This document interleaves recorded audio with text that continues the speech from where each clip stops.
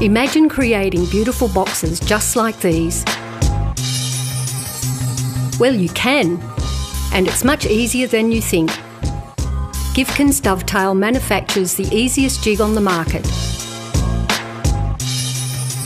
It's the only Australian-made dovetail jig. It's so simple to use and cuts precise joints every time. There's no measuring, no fiddling, and no fuss. We even offer box making courses to suit all levels.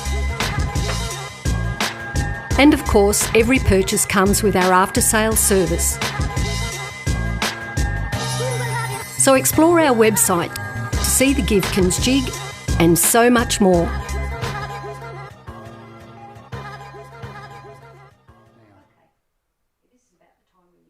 Good morning, folks. Cole here from Gifkins Dovetail. How do we do? How are we doing, I should say. Okay, desktop box. We're still working on the desktop box.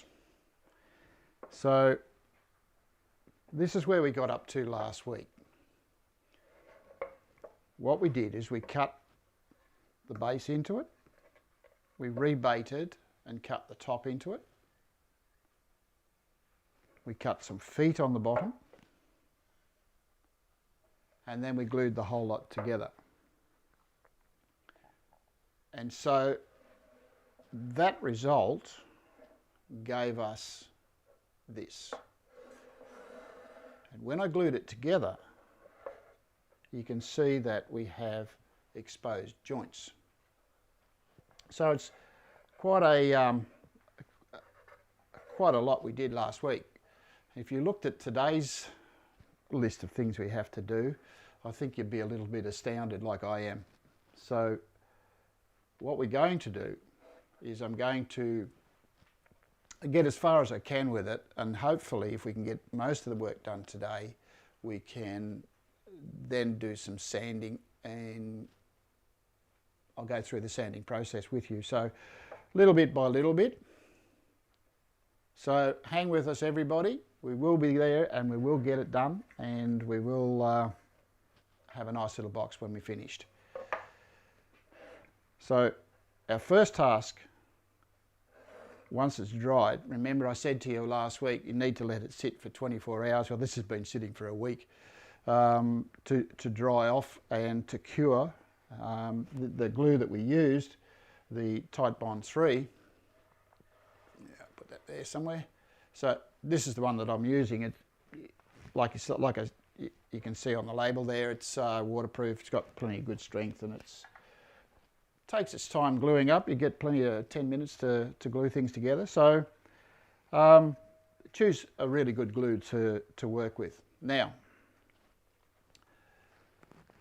once you've got that done and it's set aside and you've checked it for square, the next step is to sand off these joints.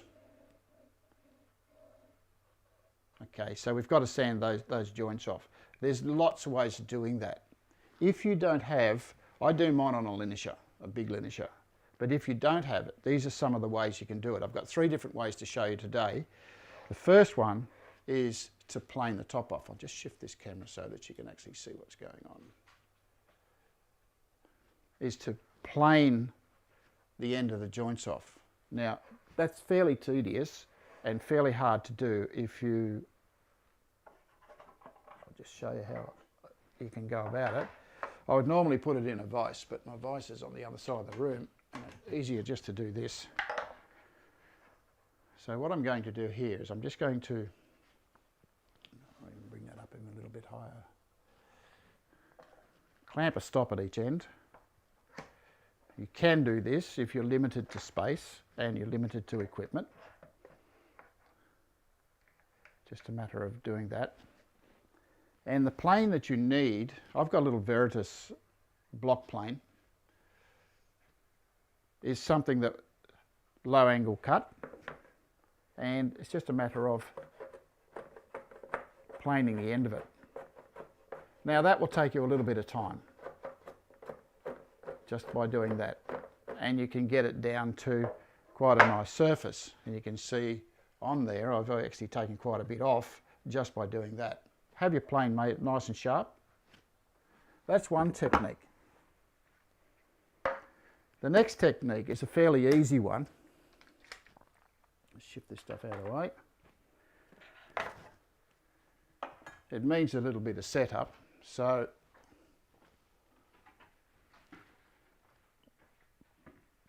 this gadget here. So what I have here is you can purchase sandpaper in rolls. All I've done is glued a length of it to a flat panel, and then I just clamp my panel to my bench like so, and this is 180 grit sandpaper, so all I need to do then is sand it flat. Of course, you do the other end like so and work like this. Now, the secret behind using these, most of us are all left or right hand dominant. So subconsciously, while we're working here, we're putting pressure on our dominant side, which means that at one end you will take a little more off than the other. So the secret to keeping it flat is sand, say 5 or 10 strokes this way, turn it around, 5 or 10 strokes that way. Even up your sanding.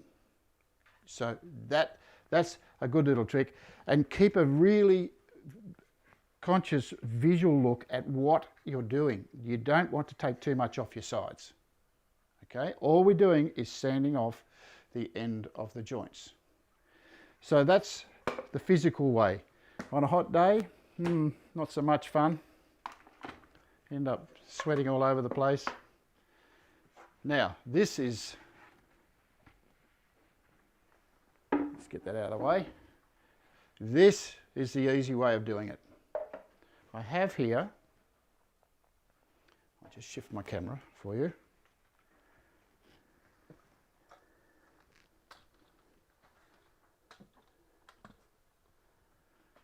I have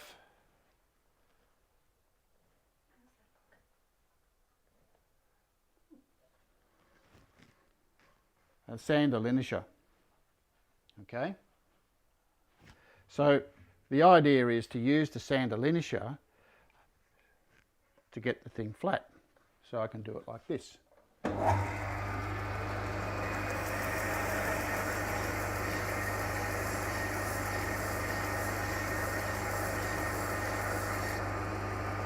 Again,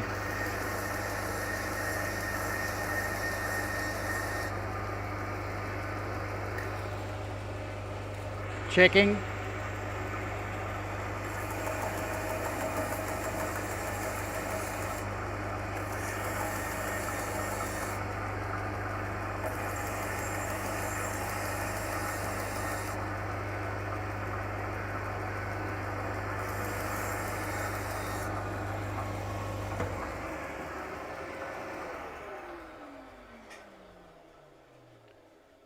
So what I've done there is I've just sanded off all of my joints. Now you'll notice I only did 2 sides. I did the other 2 earlier so that it didn't take up too much time. So once you've got that done, one of the things that I generally do before I start, the next step is to just check for square, just making sure everything is still nice and square still. Okay, so just checking to see that everything is still square, and that's a really nice little box.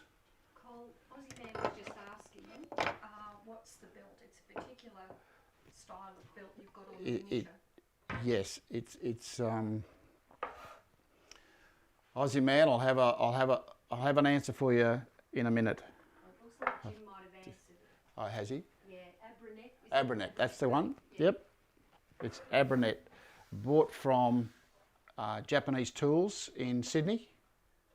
They carry the full range, so you can get all sorts of bits and pieces. Jim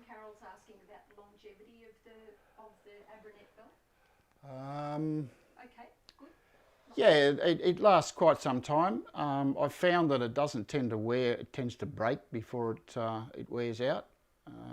But that's only after a long period of time and after hard wear. The belts themselves are actually see-through. Pammy, would you like to go and get me a sanding pad out of off the bench? Anyone? Yeah, anyone. Abernet one. I just asked my assistant to go and get me a sanding disc or a sanding pad. Thank you. This is what they look like. If I just bring that camera back and have a look. Really close. Yep.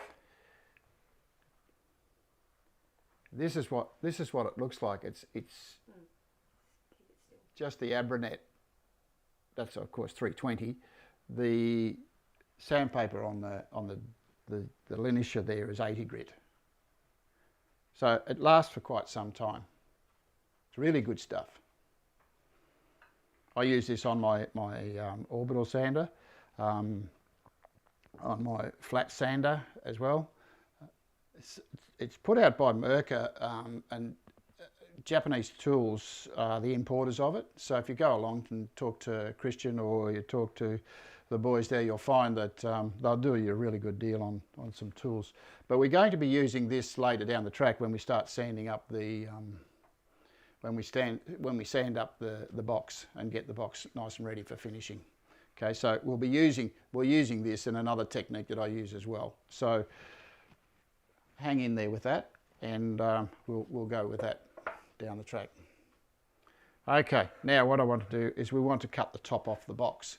You'll notice the box now is perfectly flat. The corners are really nice. The joints are really nice.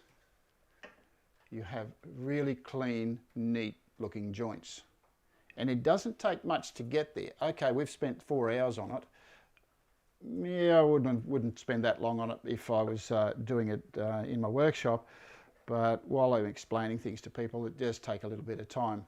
So get it as smooth and clean as you can. And you can see all the edges are all nice and sharp. The one thing that I did do that I didn't show you is I sanded the top on the belt sander before I started. And I also sanded a little bit off the feet, just to take off any anomalies that might have occurred during the process of building the box. So, excuse me, I need a drink after that. Oh, that's better. So now what I want to do is take off the top. When I take the top off these, I generally don't worry too much about accuracy, because once you get the two pieces together, you're not going to see much of the joint. And so when I mark my piece of timber, I pick the expanded joint. Remember, this is the one that we did before, and I'll put a mark in the middle. Now, I could measure it if I wanted to, but that's close enough. Particularly most of the things we do when making our boxes is done by eye. Now, the tool that I said I was going to use is this one here. If I just bring it over close, you can see it's a 4mm spiral bit, and I use that to cut the top off. Now, I could cut it off on the bandsaw. I have bandsaw there. I could use my drop saw and cut it off on the drop saw. I could cut it off on a table saw. So there's lots of different ways of cutting the top off. Now remember when we said earlier, when I built the joint, expand the joint the same thickness as the cutting tool used to cut the top off, or a little bit bigger. It can be a little bit bigger, it doesn't matter, but if it's under, when you put the two pieces together, you'll end up with a thin joint here. And that's not really acceptable, particularly when you look at the box and you think, oh, it just doesn't sort of sit, something's not resonating right on it. And it's generally because of something like that. So the tool that we use for that cutting off is that one there. I've already got one set up. Now this is how we're going to do it. We're going to do this in 2 passes. The first pass is going to be half the thickness of the timber. So if you can see that, I'll just see if I can get that closer. I'm going to have to put it over here anyway. You can see, probably see it better on there. So there we are. We're half the depth or half the thickness of the piece of material. Okay. Now we need a fence. Any of your fences will be adequate.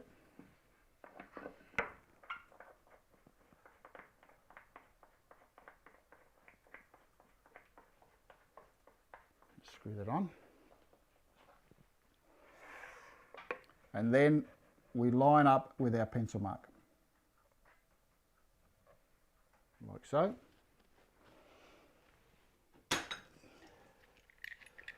Clamp the fence in place. If you're using a table saw, you'll find that you probably need to do the same technique. Set the height of the blade up half the thickness of the material and do your cuts. Now there's a reason behind doing that. I'll show you as we go along. So the first thing we do is we start cutting along there. So all I've got is my fence, my router bit is set up at half the height, half the thickness of the material, and all I'm going to do is slide along like so.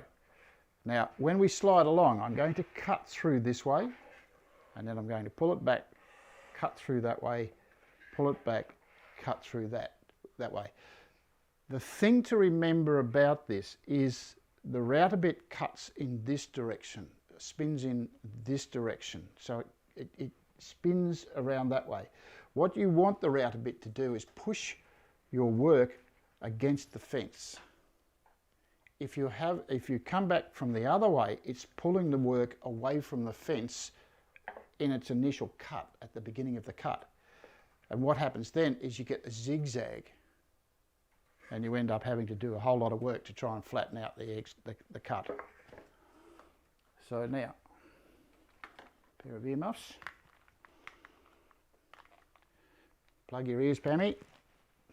And for those of you who are on the thing, turn your sound down. I'll just get these right. These are great earmuffs.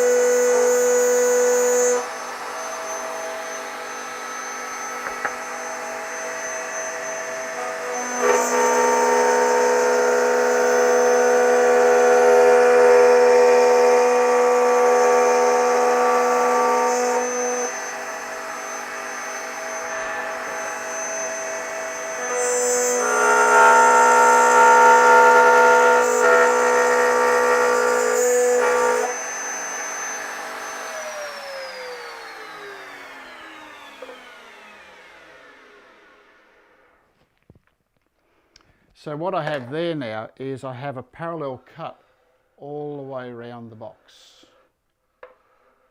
Okay, so you can see that it's parallel. Now the way I have this expanded joint, or where I have this expanded joint, is going to give me what we call 1/3, 2/3 separation. Right? So 1/3 of the lid is at the top, of course, and 1/3, 2/3 is a little bit, well, it's nicely balanced. Let's put it that way. Now, what we need to do is cut the rest of it off. So what I'm going to do now is I'm going to raise the router bit so that it cuts all the way through. Now, the reason we do the first cut is just to begin the cut. You don't want that little router bit trying to hack through this thickness material, or even if you're using 12mm material or thicker, you'll find that it will struggle trying to cut all of that material. So doing it in 2 or 3 passes is quite okay. What I'm going to do now is I'm going to cut 3 sides, and then I want to save the end of it. And when I say save the end of it, what I'm trying to do is I'm trying to make sure that my 2 pieces don't come together over the router bit on the last bit of the cut, because that causes grief on the end there, which means that you have to dress the whole thing again to get it to fit right. And then usually what you're doing is you're taking away a lot of the material that you've already taken away, and you're taking away the material that you have left there that evens up your joint. So we'll take the first cut. So sound down on your computers, guys.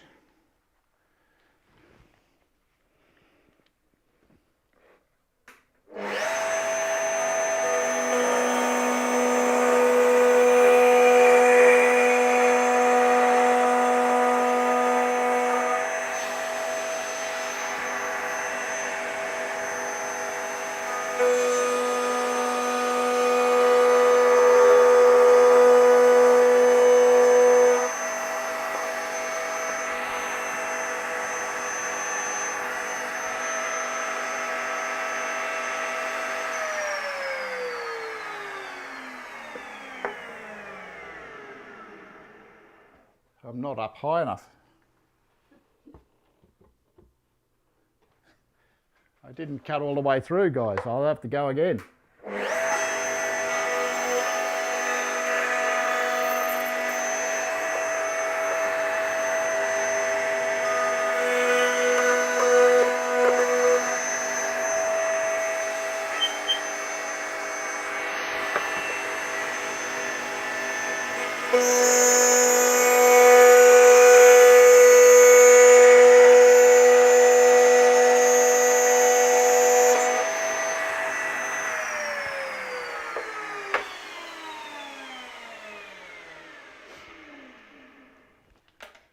So what I have now is I have very little support.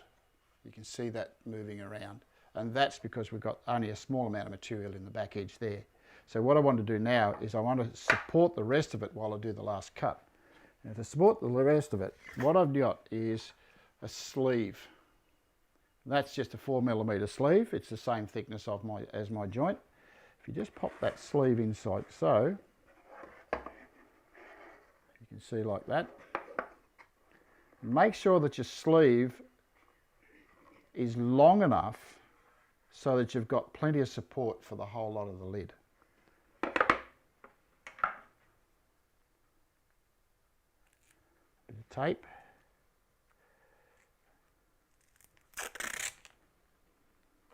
Just tape it on there.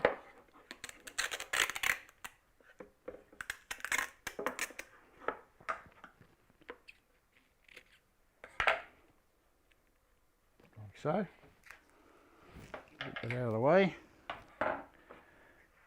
and now we're ready to cut the rest of it off. So, ears on, guys.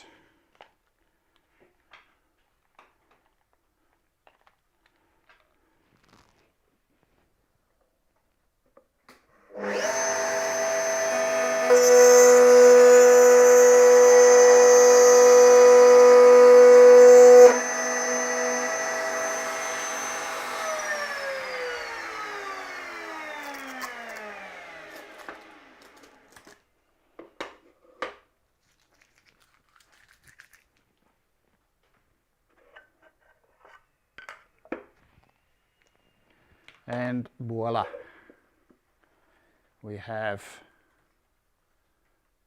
a box with the lid cut off. Now once you get to this stage here, you can then sort of change your mind as to what you want to do with the box, how you want to make the rest of it look. What I'm going to do with this one is I'm going to round over the top edge. Rounding over the top edge actually takes away some of the sharpness about the box. It also gives you a better visual effect by taking that sharp corner off, and it makes the timber look a little thinner than it actually is. So a lot more delicate. So let's get rid of all of this stuff. I'm going to need that, maybe, maybe not. Now, the tool that I'm going to round over with is this one here, just a rounding over bit. It's a 3/16 round over bit. And you can buy these in lots of different sizes. If you look through the Carby Tool catalogue, you can actually find quite a few. This is the smallest one they make. It's got a bearing on it. You can alter the bearing as well. You can put a smaller bearing on it and give you a different effect, but it's just a rounding over bit. So, what do I need? My spanner. Get rid of this as well.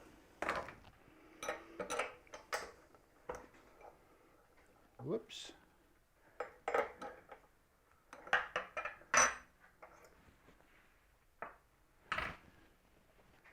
Like so. And again, here's another judgment call. Somebody asked me the other day why I had a 10 millimetre piece of material in the lid. The 10 millimetre material, what the 10 millimetre material does for me, first of all, I don't have to reset my tools in the router, or the trenching tool that I use in the router, to do the base and the top. So it takes one more activity out of the mix. The second thing is that it adds a bit of weight to the lid. As well as that, in the top of the lid, I can actually do some carving. I've got plenty of meat there to do things with it. So if I want to do a motif of some description, I can actually carve it in there by hand. And I've got plenty of material to actually do that. Okay, so they're the reasons why I do 10 millimetres. I could do it smaller, thinner. I could do it thicker. I could have it sitting up. There's lots of different things you can do with the lids of these. Okay, did I tighten that? I'll just check it. Yes, I did. Now, when I set the height of this, what I'm going to do is I'm going to set it so that it only just touches, I'll just get around when you can see it, only just touches the top edge of the box. Lock that in. Now all I'm going to do now is just rotate round the route a bit. So just get another pair of earmuffs, get my other ones. These are easier to use at this stage. So ears up, everybody.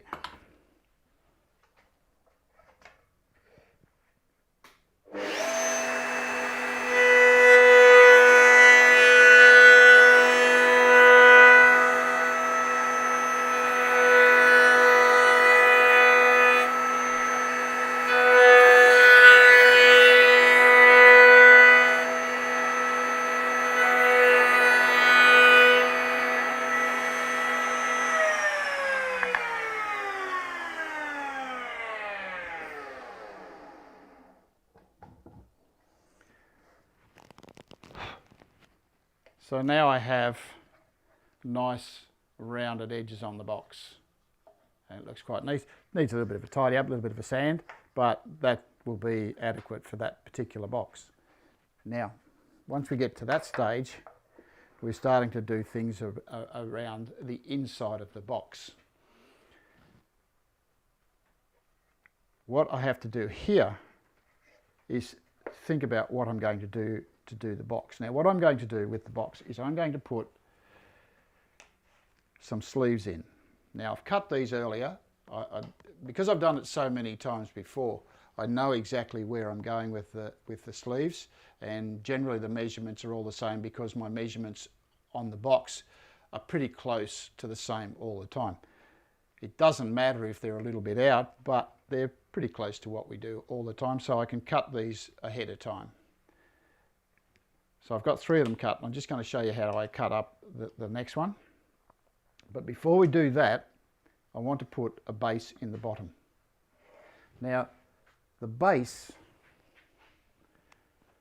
I have it here somewhere, is going to be a piece of 3mm 3-ply. This is the only place I use ply. Now, the reason I use ply is because it's something that can be discarded without getting rid of a nice piece of timber. If you want to change the colour, you can just pull this out, rip the colour off, put a new one on. If you don't like it at all, you can take it out and discard it. We're going to make it so that you can get it out easily. So the first thing I have to do is cut it to size. Now I'm going to be using my drop saw for this. So all I do is I set it up like so. I'll do the length first. I had a pencil.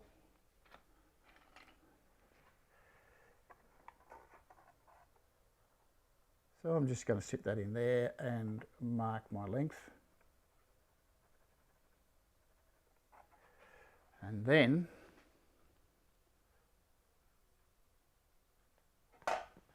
we're going to go over to the table saw. So I'll shift the camera so that you can see what's going on.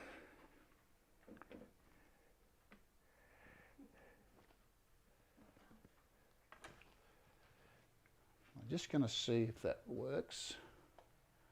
Look at that. Get rid of that thing.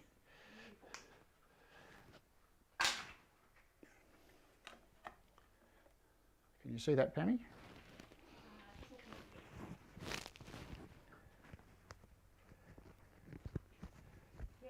It's good? Okay.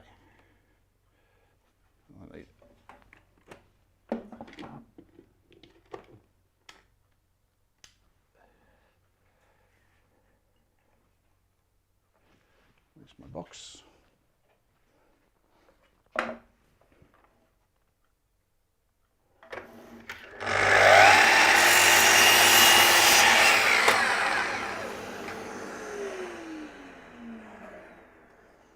And that fits perfectly into there. Now what I want to do, find my pencil. Now what I want to do is I want to mark the width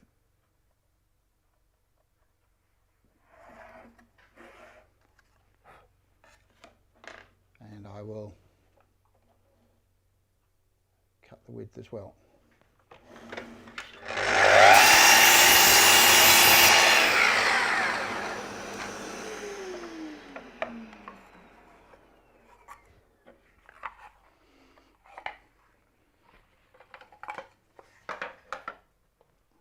We're back. How was that? Did that work?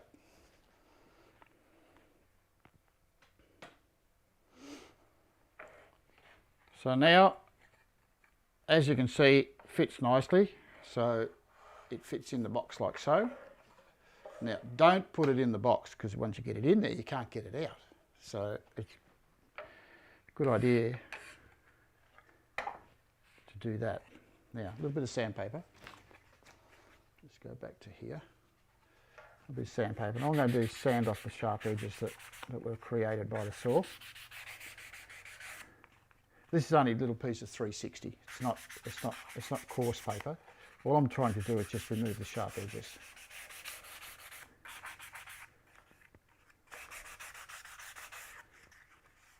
Okay, so now I have a nice smooth piece of the 3-ply. What I want to do here is choose the best side, and this one's got no chips on it or anything like that, so I'm going to stick my piece of baize on there. Now the baize that I have is self-adhesive. Pretty nice base. You can get it in 5 or 6 colours. We have it here for sale. You can also get it from Jim Carroll down in Audi Jim, who can down in Victoria. So just rolls of this and just cut it to size. So when we fit that on,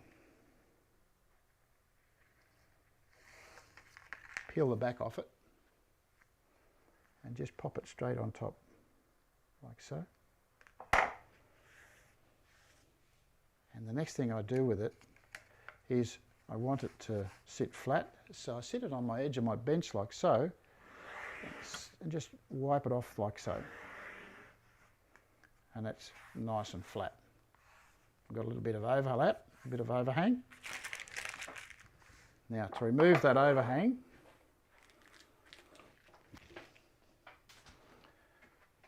I have a scrap piece of compact laminate that just happened to be lying around at one stage. I just clamp that in place. Don't want it moving around. Should never take shortcuts when you're trying to when you're setting things up. If you take shortcuts, generally it will slip and you will make an error. So, little piece of little Stanley knife, and all I'm going to do is just trim around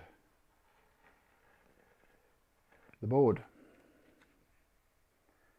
If you want to fold it over, what happens when you fold it over is you lose a little bit more depth in your box because it will sit up on the edges of the baize.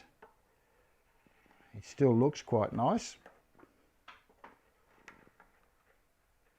But the way we're going to do this, we don't need to fold it over because we're going to put the sleeves in on the top of it.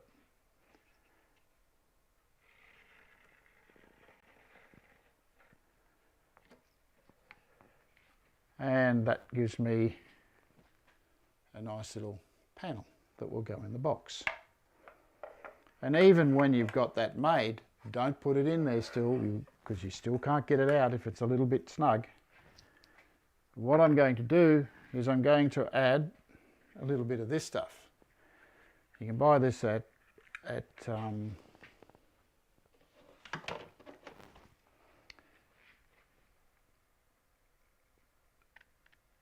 buy this stuff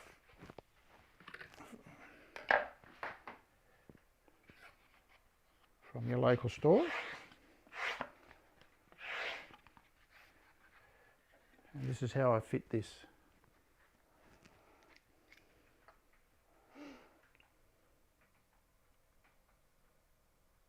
What's the name of that store, Pammy? Carol's Woodcraft Supplies. No, they wouldn't have this stuff. What? What are you talking about? Oh, the big green store. No, this stuff. Oh, Spotlight. Spotlight.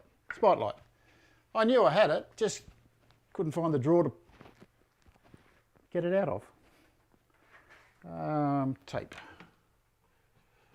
A piece of tape. I had the tape here somewhere. I've lost it.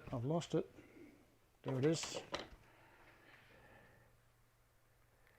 And I'll just put a little piece of tape over the top of that just to hold it down.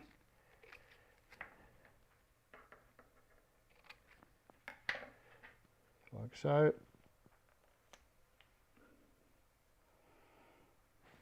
And a little bit of super glue on the end of the tag. And the reason I put the super glue on the end of the tag is because I don't want it to fray. Get that out of the way, get the stuff out of the way.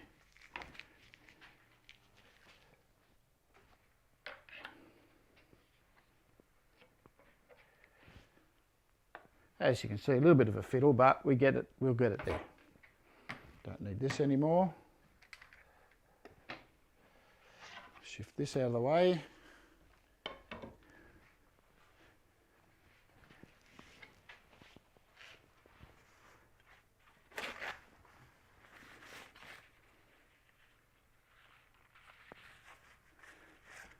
And there's my little tagged. Nice and neat, nice and clean, really sharp, makes the box sit up and you can get the piece out. So once you get it in there, Now we need to work out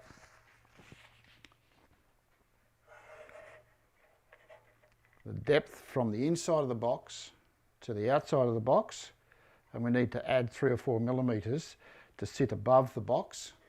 I have one here somewhere with it in it.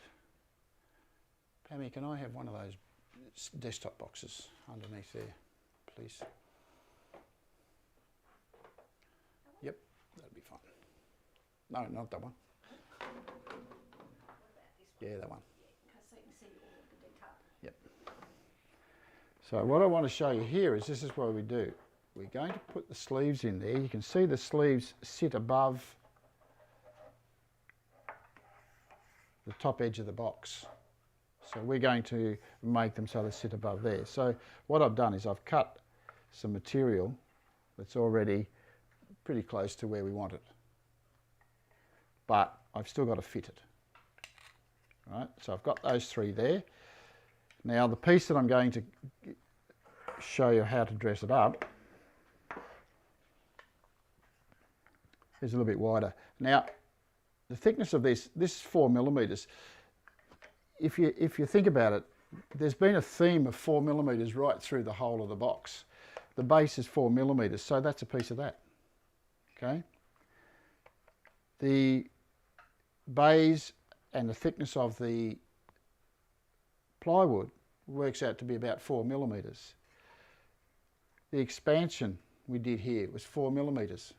So sort of doing things where you've got consistent numbers will actually help you along the way with your box making. You don't have to sort of search for different measurements and thicknesses and widths and things like that.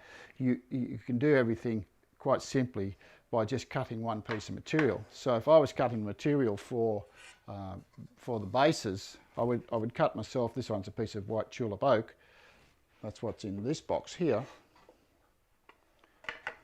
You can see this bit matches up with that, but I would cut a piece like so, thickness it down to the right thickness, and it's wide enough to be able to make a base and use for other bits and pieces.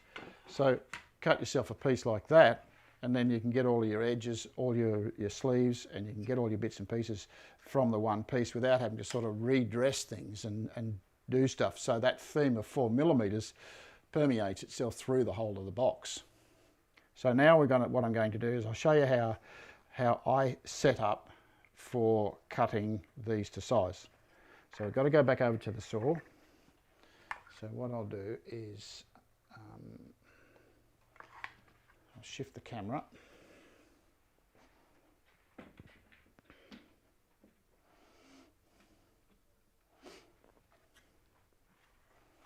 Incidentally, that little piece of plywood that was left over, it's big enough to fit into a secrets box. That was the earlier box we talked about. So keep that bit for there. Now, I'm going to go back to this camera. You won't see me for a little bit, but I will talk to you and show you different techniques.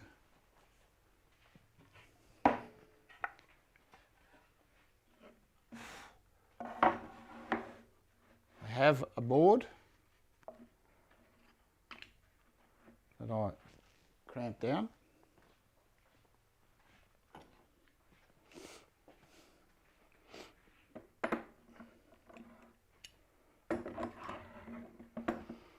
Just get that so you can actually see what I'm doing.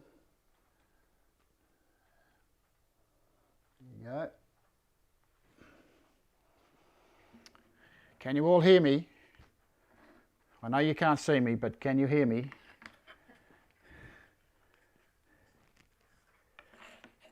So the measurement that I had, just got to find my ruler now. The measurement that I had in here from the bottom of the box is 29 millimeters. So if I bring it out to say 34 millimeters, that'll give me 5 millimeters of room to play with. Are they all good? Can they all hear me, Pammy? Yeah, no. Okay. Brian Luckin says loud and clear. Good, good, good, good. Thanks, Brian. What I did then, I just adjusted the saw to my other pieces. Put my extra piece on. I have a little block that I use to hold things down.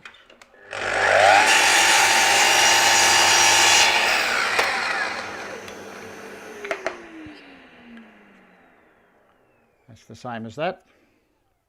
So now what I need to do is I need to fit this into the box.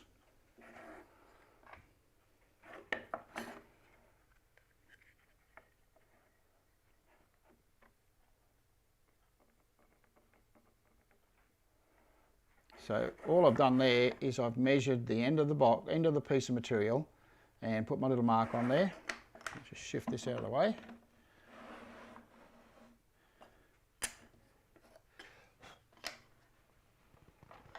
Just dock that off.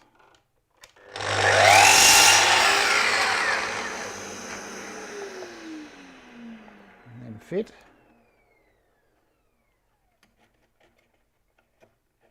Not quite, just a little bit more.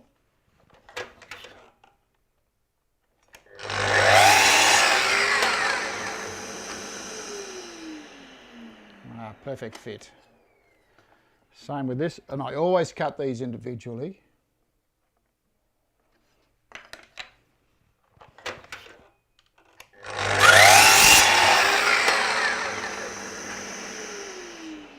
How are we going for time there, Pammy? We're getting close.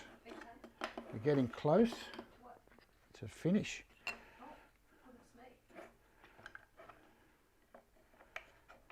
Who was it that said that we didn't have enough time? They were quite right.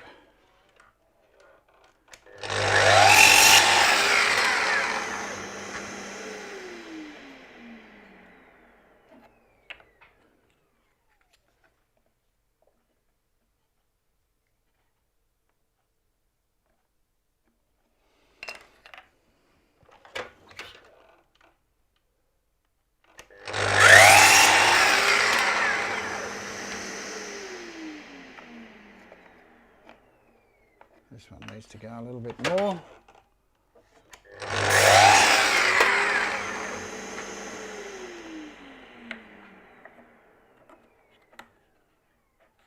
Take a bit more off this one.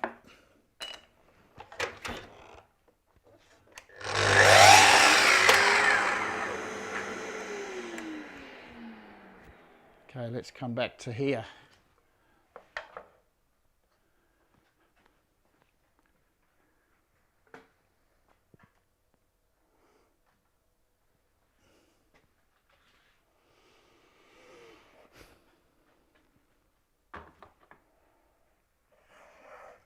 Now, what I'm going to do here is we're going to miter the ends. You might see I've already mitered the end of these already. I've already done one end, and you'll see that that will fit.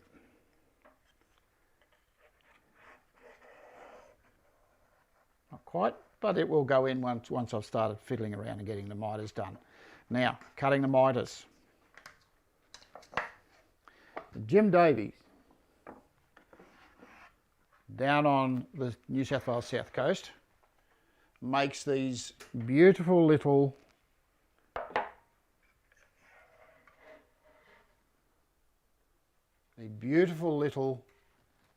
shooting boards. Now this one is designed for a 45-degree angle across the face of the piece of timber. Right? You can get lots and different ones. Most of Jim Davey's ones are bigger than this, but this one is actually a really, really nice little one, and it works a treat. And I've paired that up with my Veritas block plane. Okay, so it's just a matter of working at a 45-degree angle. So if we go back to here, you can see that's what's going to happen. Now, I have a piece of sacrificial material here. You can sit that around here a little bit more. What's going on there? You can see that piece of sacrificial material that I've got there. See that? What I don't want to do is I don't want to damage the end of my shooting board, so I put that piece of sacrificial material there. It's actually support when I cut the mitre. What you need to do is you need to make sure that that piece of material is parallel to the stop at the end of the shooting board. It's got to be exactly the same. Just change the angle a little bit so that you can We're trying to get... see more of the head on. Yeah, maybe. Might be better. Yeah, that's better. How does that look? So you can probably see that like so.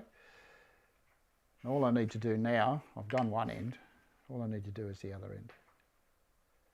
Unfortunately, we're not going to get all of these done today. We've only got 10 minutes left, but I can give you an idea of how it's going to work. And next week,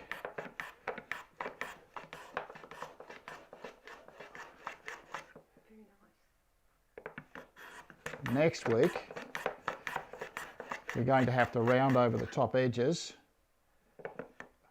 That's that hour. Not enough time in the hour.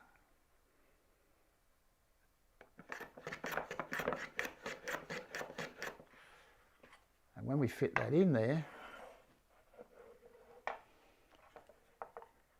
it fits in like so. I'm going to take off a little bit more. It's just not quite fitting. And I just go back to this. This is your quiet time, Mike Peel. Okay, so that goes in there. What I need to do now is make another one that goes on the other end into there. So the opposite end to this one.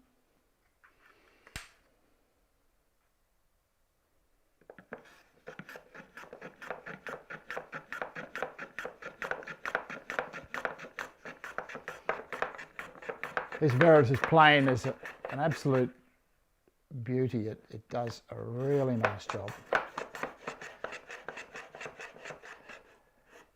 You can see the sort of shavings I'm getting off end grain. If you have a look at those, they are really nice little shavings off end grain. Let's get my support there. And so I've got a nice little end on there. Just a little bit more. A piece of sandpaper.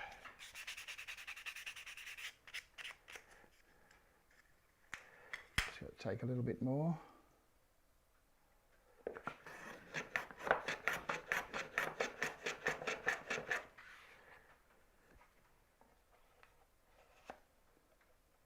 And now you can see I've got a perfect mitre in the corner here. Got the mitre there. They both fit nice and neatly. All I need to do now is continue around the box and dress that down. Dress this one down so that it fits. Hasn't got any on there at all. So I'll stop there. And next week I will have them fitted. Next week I'll have them all fitted. And we'll round over the tops. I'll show you how to round over the tops, and then we'll spend some time sanding and getting the finger stalls done. Okay, so that's what will happen next week. So just to go over a couple of things, just make sure that your technique that you use for removing these, removing the, I've got to get it in camera, hang on a sec. Just come up a little bit. The technique that you use to remove the exposed joints is a smooth finish. Okay, so the technique that you use has to be right so that you do get your smooth finish and you do get accuracy and your box stays relatively square. Remember, you are right or left dominant. There's not too many people that are ambidextrous. So just try and sort of, you know, move things around so that you can get an even cut on both ends of the box. So just be very, very aware of that. When you're cutting the tops off the lids, remember the thickness of the cutting blade is what we expand the joint at. Okay, so your cutting blade could be a bandsaw or a table saw. I find that the bandsaw tends to sort of wobble and move around a little bit, so you don't get an even cut from the top of the box to the bottom of the box. So that is a bit odd. So I sort of try and stay away from that. And inevitably, the table saw will always have an odd tooth, and it'll end up with a whole lot of tear out marks on your edges. So I steer away from that as well. That's why I use the router bench and a router bit. I get accuracy. I don't have to go setting up another tool. I've got everything at hand and I can work around it. So it's always a good idea. It's always a good idea to sort of think through some of the issues that happen when you're making the little boxes, and just sort of tidy things up so that you're doing as little as possible to get the maximum result. So try that for size. So now next week what I'm going to do is I'll finish the sleeves. I'll have the sleeves finished actually and fitted. What I want to do is next week I want to show you how to round over the top edges. So we'll round over the top edges using another different router bit. I'll just show you what that is right now. It's this little character here. It's called a bullnose bit, okay, or a TBN4 if you're buying from us. And again, another router, another Carby tool product. So we'll use that next week. We'll get everything sorted, and then we'll start the sanding process. So that should work really, really well next week, and hopefully next week we'll get the box finished. I didn't expect it to go this long, but it has gone, what, 4 weeks now, and we've got quite a nice, nice little box at the end of it. Okay, so. Cole, would you be talking about timber preparation as part of that whole sanding seminar next week, do you think? You know, Somebody asked that question? Yeah, somebody. Timber preparation is a subject I want to cover in reasonable length, and I might dedicate a whole show to timber preparation for you, and look at. I've been asked this a couple of times about preparing the timber before we actually get started on the boxes and cutting it to size and so forth. So that's going to be a major part of one of the boxes down the track a little bit. It's not something you can just gloss over or just do in short steps. It's something that needs a bit of thought to it. So we'll do that as a thing. I might actually do it next before we do the next box, because the next box has timber widths are a little different to each other, and the thicknesses can also be affected by what we do. So we'll try that next after we finish this box. Okay, so hang in there, folks. We will get to it eventually. Okay, now Dave's going to be on the sec. He's continuing with the quilting table, and I think he's making the drawer boxes today, and doing a bit of edge taping. He's going to be using his dado stack and pocket holes, and then it'll be a little bit of a glue up. It sounds like he's going to have a really busy day. So a bit like ours today.